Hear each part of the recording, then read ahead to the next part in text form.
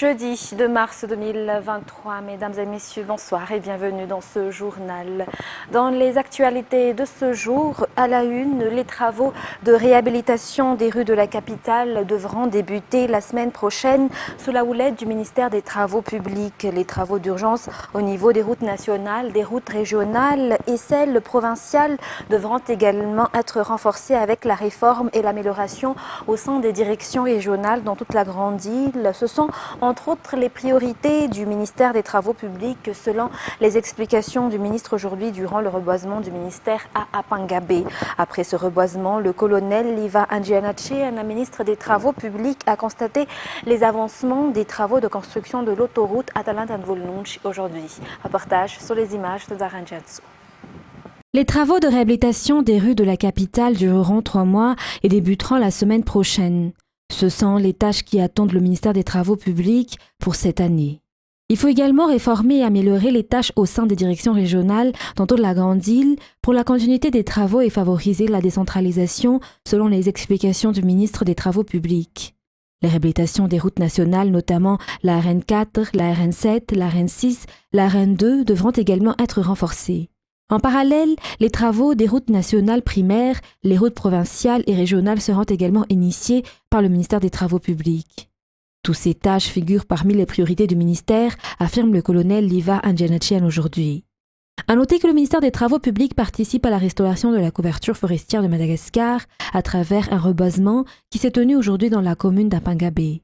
3000 arbustes y ont été plantés, notamment des acacias, des jacarandas et des frênes. Il s'agit aussi de réaliser le 10e Vélran du président de la République. Après le reboisement, le ministre des Travaux publics est venu constater l'avancement des travaux de construction de l'autoroute reliant Thomas Nantanarive à Atalanta-Nvulnunch. L'entreprise égyptienne en charge des travaux est actuellement dans la phase d'ouverture de tracé et de remblai de tracé sur 20 km en ce moment. Le ministre des Travaux publics, le colonel Liva Andjianachian, a souligné l'importance de l'aboutissement des études d'impact environnementaux, mais aussi l'accélération des travaux de cette première autoroute de Madagascar. Nos actualités de ce jour également, la présidence de la République vient de nommer un nouveau directeur de cabinet selon le rapport du Conseil des ministres hier. Madame Andjianarsou Romi vient d'être nommée à la tête du cabinet civil au sein de la présidence de la République. Elle remplace Madame Bomiafti Vaina Lararnirine. Il est à rappeler que cette dernière ancienne ministre de l'Environnement et du Développement durable a été nommée en avril 2022. Selon les informations, la nouvellement nommée est issue du secteur privé. Dans la page économique de ce soir, les recettes fiscales des entreprises en 2022 se sont améliorées par rapport à l'année 2021 selon le directeur général des impôts. Cette administration ne s'attendait pas à obtenir ce résultat en raison des difficultés économiques provoquées par les crises. L'objectif est d'atteindre un taux d'imposition de 12,7% cette année, a affirmé le directeur général aujourd'hui lors de sa rencontre avec des opérateurs économiques. Une réunion qui leur a permis d'examiner la nouvelle loi fiscale dans le cadre de la loi des finances initiale 2023. Reportage.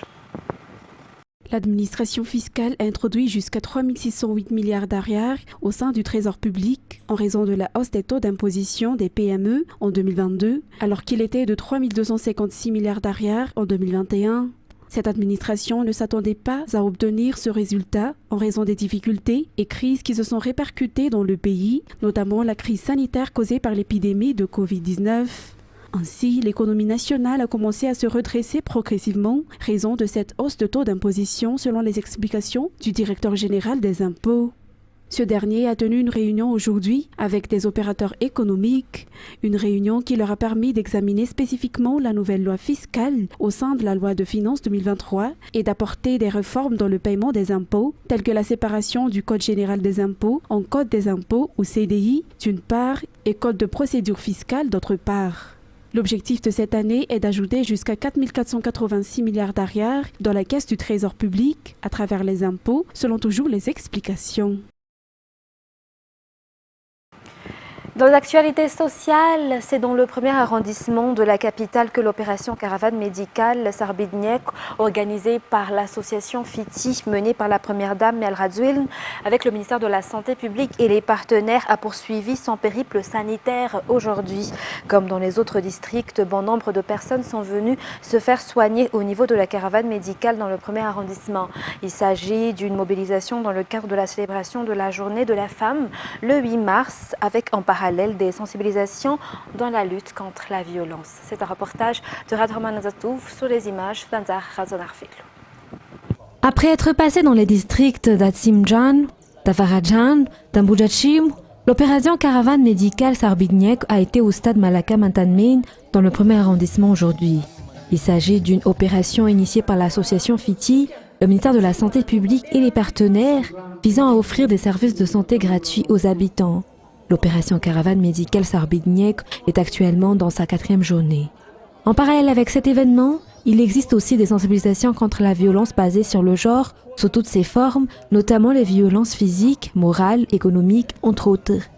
Cette mère de famille est venue demander conseil et a demandé à être prise en charge, car cela fait des années, selon elle, qu'elle est victime de violences. Et pas plus tard qu'hier soir, elle vient d'en être victime. Raison pour laquelle elle est venue auprès de la caravane médicale Sarbidniek. Elle s'est mariée dans les années 1998. Ils ont 4 enfants. Actuellement, la violence qu'elle subit s'étend au niveau de la famille, selon ses dires. Elle se sent soulagée après avoir été entendue et avoir reçu des conseils au niveau du stand de lutte contre les violences. À noter que la caravane médicale passera au niveau des 6 arrondissements de la capitale à partir d'aujourd'hui. Demain, la caravane médicale Sarbidniek, organisée par l'association FITI, menée par la première dame Mial Radzouiln, le ministère de la Santé publique et les partenaires, sera à Passanmal, dans le 2e arrondissement, pour être au chevet des habitants. Toujours dans ce cadre sanitaire, pour améliorer le secteur de la santé publique à Madagascar, la stratégie appliquée vise une coordination et une vision commune entre le ministère de la Santé publique et les partenaires. Des résultats ont été déjà obtenus dans ce sens, selon le ministre de la Santé publique aujourd'hui. Cette stratégie sera renforcée et un comité de renforcement de la réforme sanitaire à Madagascar, ou CRSS, sera mis en place entre les deux parties. Toujours un reportage de Radhaman Azatouf et d'Anzar Razonarfil. La coordination des stratégies mises en place, l'utilisation des moyens pour la concrétisation de ces stratégies, que ce soit en matière de matériel qu'au niveau des ressources humaines, les redevances pour les acteurs dans le domaine sanitaire, ce sont entre autres les moyens pour améliorer le système sanitaire, des structures sanitaires qui peuvent aboutir vers le développement.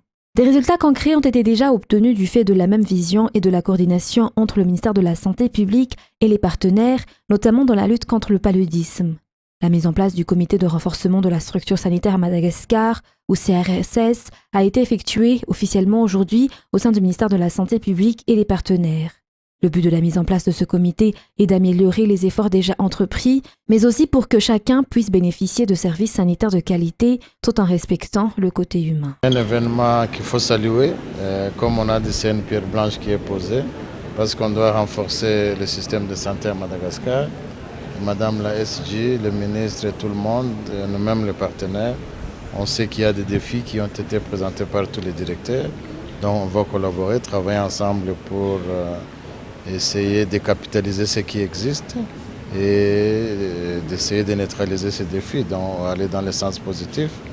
Même s'il y a quelques indicateurs qui sont faibles, on ne doit pas se décourager, on doit aller de l'avant et y arriver, voilà. Et dans la page sportive, la liste des joueurs présélectionnés au sein de l'équipe nationale de football a été publiée hier soir par la Fédération malagasy de football. 31 joueurs ont été appelés à suivre le regroupement des Barrières de Madagascar pour la 3e et la 4e journée des phases de qualification à la CAN 2023. 23 parmi ces 31 seront sélectionnés pour affronter le Centrafrique le 20 et le 28 mars prochain pour les matchs aller et retour. Voici ces 31 joueurs présélectionnés avec Anzar Razonarfil. Gardien de but, Rakotwasmboul Zakanirin Ounin de la GECO+, Adrien Melvin, Tonan Evian de France. Les défenseurs, Ramanuel Antsou Ind et Ind Pro, Rakotonjazak Anyen ou Indrakap de discipline FC, Silvio Wasserio, du F91 d'Idling de Luxembourg, Jérémy Morel du US Montagnard de France, Rabarzon Avchnien ou Dadafar de CFFA Madagascar, Keji Van Boot d'Auxerre de France, Thomas Fontaine, Rakoutnirin à Jean-Martin ou Datsir de la GECO+, Razunirin ou Beradz, Ranjianien à Tantil, les milieux de terrain, Abel Anissé, Indian Arman Arwas Naoudax, Raernien El Adari, Rafan Mezantsou Lalaine, Loïc Lapoussin, Marco Lem Arch, Ryan Ravelsan, Rakut Armala Lanziv, Raza Finjanev Kloun ou Rakul, Ranjiam Bloun Nazoutsar, Ranjiat Sferan Tuknien ou Tsir, Ibrahim Amadar, Ranjiaman Zanto Roudzlalaine ou Roudzbe, les attaquants, Ramalingom Alexandre, Razaf Djakoutou Jean-Yves, Hakim Abdallah, Donissa Julio, Indianantenen Arnaud.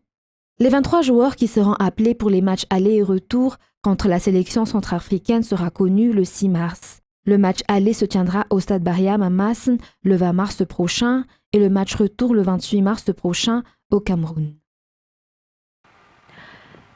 Dans les actualités internationales de ce soir, le chef de la JUT en Guinée, le colonel Mamadi Doumbouya, a accueilli hier à Conakry une cinquantaine de ses compatriotes qui ont fui la Tunisie après les attaques contre les ressortissants d'Afrique subsaharienne ayant suivi les déclarations controversées du président tunisien Kais Saïed, a constaté un journaliste de l'AFP. France 24 nous en dit plus. Soulagés et sous bonne escorte, ils sont de retour dans leur pays. 50 Guinéens viennent d'être rapatriés de Tunisie en urgence. En cause, des agressions dont ces hommes et ces femmes se disent victimes. Parmi eux, certains décrivent des actes de persécution. Lorsqu'on sort, ils nous attrapent, ils nous mettent en prison. Vous savez, les gens sont en train de dire de rapatriement, mais ceux qui ont dit rapatriement, si on t'a pris, on envoie au moins à l'aéroport. Mais ils ont préparé une spéciale prison pour les subsahariens. Lorsqu'on attrape, on met là-bas. Il y a beaucoup de Guinéens qui sont en prison. Des témoignages d'agression, de violence qui se multiplient et font suite à un discours du président tunisien Kais Saïed. Il y a une semaine, il affirmait vouloir en finir avec l'immigration illégale dans son pays. Nous ne pouvons permettre à quiconque de résider illégalement en Tunisie. Il y a un État et des institutions.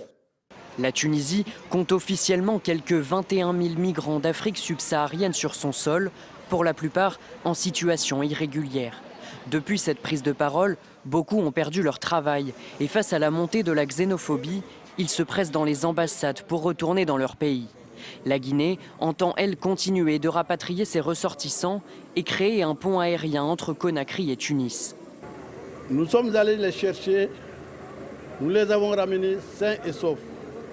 Ça veut dire simplement que la doctrine prônée par le chef de l'État reste en vigueur. La Côte d'Ivoire a elle aussi annoncé le rapatriement de 500 de ses ressortissants dans les prochains jours.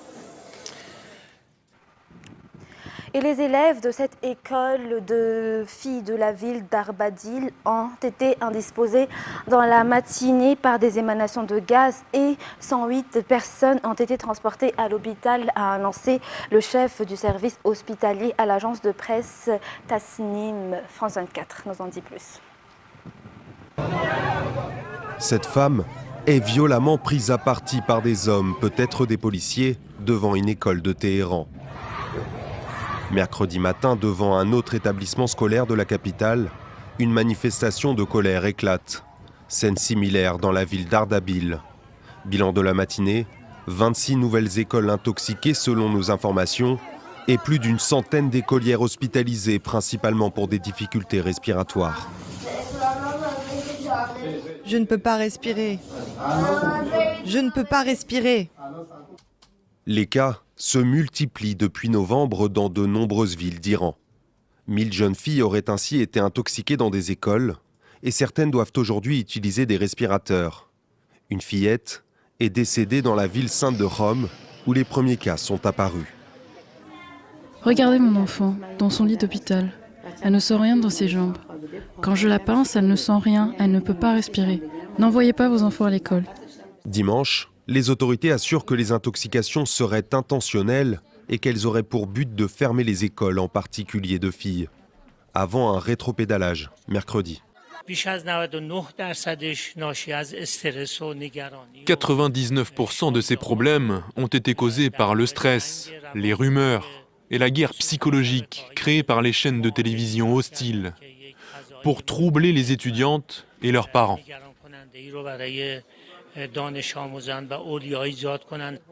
Certains Iraniens voient dans ces empoisonnements à une substance encore inconnue une vengeance, car les écoles sont depuis septembre des foyers de contestation anti-régime. D'autres y voient l'œuvre d'extrémistes religieux qui voudraient empêcher les jeunes filles d'aller à l'école dans un pays où elle est pourtant obligatoire pour tous. Probable candidat à la primaire républicaine pour la prochaine présidentielle américaine, Ron DeSantis poursuit sa croisade conservatrice. Disney perd son statut d'autonomie. L'État de Floride est le nouveau shérif en ville. Depuis l'année dernière, le gouverneur de Floride considère Disney, le géant de l'animation, comme son adversaire politique. Lundi, il a promulgué une loi mettant fin au statut de quasi-indépendance du parc Disney World près d'Orlando.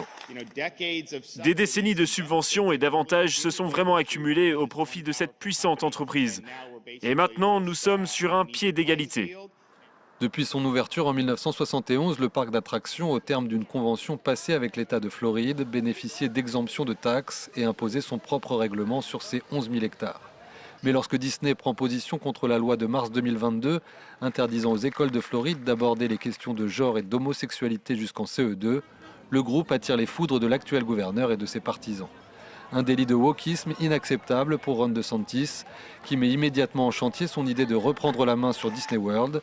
Il vient de nommer un conseil composé de 5 personnalités locales pour superviser le site. Disney est une grande entreprise et le Parti républicain, en tout cas une frange du parti, se positionne désormais contre les entreprises, ce qui est contraire aux valeurs défendues par le Parti républicain. Et donc, c'est délicat. Des républicains moins pro-business et recentrés sur les questions sociétales et religieuses, en adoptant ce positionnement qui lui a déjà permis d'être réélu avec 60% des voix en novembre dernier, Ron DeSantis espère doubler Donald Trump sur la droite lors des primaires. Mesdames et messieurs, ainsi s'achève cette édition pour ce soir. Nous vous remercions de votre fidélité. Restez avec nous pour la suite du programme. Dans quelques instants, vous allez suivre votre film Sharper. Sur ce, très bonne continuation sur Viva et au revoir.